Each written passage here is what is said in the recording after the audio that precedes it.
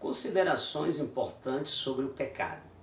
O pecado de omissão, que está lá em Tiago, capítulo 4, versículo 17. Também temos algumas considerações importantes sobre o pecado, que fala sobre o pecado da incredulidade, que está em Romanos capítulo 14, versículo 23. Pecado de ignorância, que está em Levítico capítulo 5, versículo 17. Um pecado torna um indivíduo culpado dos outros. É isso que diz lá em Gálatas capítulo 3, versículo 10 e Tiago capítulo 2, versículo 10. Universalidade do pecado. As escrituras dão testemunho da pecaminosidade de toda a humanidade. No Velho Testamento fala lá em 1 Reis capítulo 8, versículo 46, Salmo 143, verso 2, Provérbios 20, verso 9, em Eclesiastes 7, verso 20. No Novo Testamento, da universalidade do pecado, onde fala da universalidade do pecado. Tem outros textos, tanto no Velho como no Novo, mas vou citar aqui do Novo alguns. Romanos 3, 10, até o 12, Romanos 3, 23, Gálatas capítulo 3, versículo 22, Tiago capítulo 3, versículo 2, Primeira Epístola de João, capítulo 1, versículo 8, 2 Coríntios, capítulo 5, versículo 14 ao versículo 15. A imputação do pecado. A imputação significa atribuir ou computar alguma coisa a alguém. A Bíblia contém 3 grandes exemplos de imputação. O primeiro, o pecado de Adão para a raça humana. O pecado de Adão foi imputado em toda a raça humana. Então a Bíblia mostra que todos pecaram por essa imputação. Segundo, nossos pecados para Cristo, pois Ele morreu por nós. Nós imputamos nossos pecados em Cristo, por isso que Ele veio para morrer pelo pecado de toda a raça humana. Não foi só por um, foi por todos. Terceiro, a justiça de Cristo, imputação aos cristãos mediante a fé em Jesus Cristo. O pecado original e a depravação. Se nós observarmos, 2 coisas são indicadas pela expressão pecado original. O primeiro pecado de Adão é a natureza pecaminosa possuída por todos os homens. Aqui é o pecado original e a depravação. Veio diretamente do nosso querido irmão Adão, tá? Essa pecaminosidade possuída por todos os homens hoje, desde Adão até os nossos tempos, e todos que nascerem vão nascer no pecado original. Esta natureza pecaminosa é chamada de depravação, tem um nome dado, é chamado de depravação. O pecado original e a depravação, se você observar, ele é completamente despido da justiça original. É isso que diz lá em Salmo 51, verso 5. Ele não possui sentimento santo em relação a Deus. É isso que fala em Romanos capítulo 1, versículo 25, 2 Timóteo capítulo 3, versículo 2 ao versículo 4.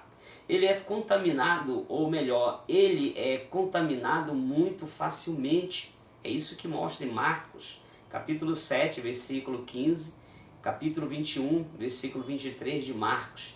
Ele tem uma tendência contínua para o mal. É isso que diz em Gênesis capítulo 6, versículo 5. Ou capítulo 6, versículo 5. A culpa do pecado. O pecado em relação a Deus, a culpa é o castigo merecido pela violação voluntária da lei, ou uma falha conforma-se essa lei, ou com essa lei, melhor dizendo. As consequências do pecado em relação à ira de Deus. A santidade de Deus reage contra o pecado. É isso mesmo. Segundo Strong, não só o pecado envolve a corrupção, opondo-se à pureza divina, como também envolve a culpa na forma do antagonismo à vontade santa de Deus. Vamos observar os graus de culpa quase no finalzinho da aula também, nós vamos observar se tem pecado pequeno ou pecado grande. Mas aqui vamos ver os graus de culpa. A Bíblia torna claro que existe grau de culpa, portanto grau de castigo por haver diversidade de pecado. Aqui mostra claramente que existe pecado pequeno e pecado grande, mas depois, com calma, eu vou mostrar para você se tem pecado pequeno ou pecado grande. Certo que tudo é pecado, mas tem um pecadão e um pecadinho. Nós vamos usar assim no finalzinho da aula, mas vamos ver os graus de culpa. A Bíblia torna claro que existe grau de culpa, portanto, grau de castigo por haver diversidade de pecados. Este princípio é conhecido pela variedade de sacrifício exigido pelos diferentes tipos de pecadores. É isso que está lá em Levítico, capítulo 4 ao 7. No Novo Testamento também sugere grau de culpa. Lucas 12, versículo 47, 48, João capítulo 19, versículo 11, Romanos 2, 6, Hebreus capítulo 2, versículo 2 ao versículo 3.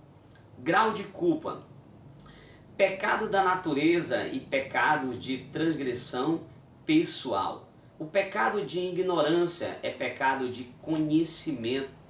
A pessoa sabe que está pecando, mas é ignorante, continua naquela ignorância, fazendo o mesmo erro. É o que diz lá em Lucas, capítulo 10, versículo 13 ao versículo 14, Romanos, capítulo 2, versículo 12. Pecado de enfermidades e pecados de presunção, é o que está em Salmos 19, verso 13, Mateus 26, 35.